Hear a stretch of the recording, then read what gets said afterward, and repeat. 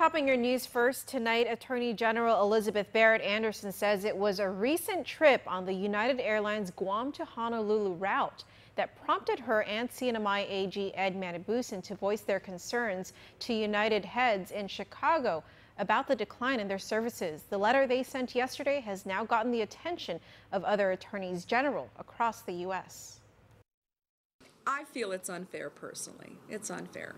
Guam Attorney General Elizabeth Barrett-Anderson and CNMI Attorney General Ed Manabusan in July this year took a trip to participate in the Conference of Western Attorneys General. It was on that flight that the two attorneys general got the idea to reach out to agency heads at United Airlines. In addition, Barrett-Anderson says it was also in response to a letter sent by United CEO Oscar Munoz to all mileage account holders after he took over as CEO earlier in the year. I said, Ed, why don't we, dialogue with United Airlines? And he thought that was a great idea.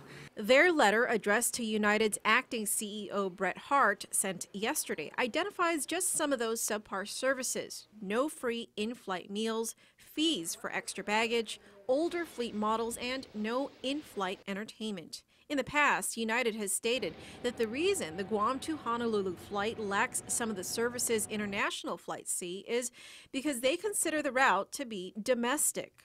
I and Ed Manabusan look at this international leg, a 7 to 8 hour international leg, which if you look at your boarding pass, says international, INT, on all your boarding passes.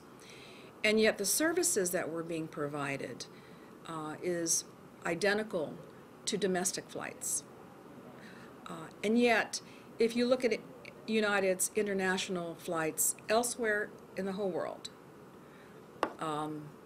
free in-flight meals, free in-flight entertainment, the extra bag free.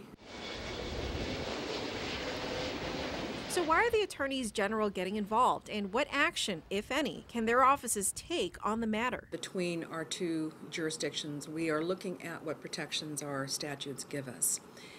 But we don't want to start off on a foot of suggesting that where we want to go is in court, where we want to go is in litigation.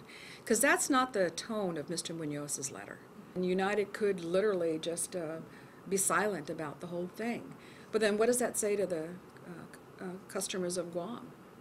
Yeah, I think that type of silence is not, in my mind, consistent with what Mr. Oscar Munoz did. But have you actually received any complaints here at the AG's office?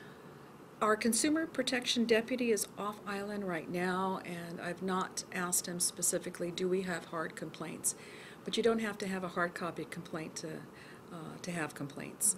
Barrett-Anderson says other attorneys general across the U.S. are also raising similar concerns regarding the airline industry in America as a whole, and much like the deregulation of the banking industry that led to the economic crash in 2007, they are worried that deregulation in the airline industry could be headed in the same direction.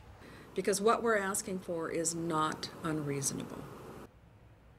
United Corporate Communications responded to our request for comment, saying, quote, United Airlines confirms that it has received the letter. We are currently in the process of reviewing it, end quote. You can read more online at pacificnewscenter.com.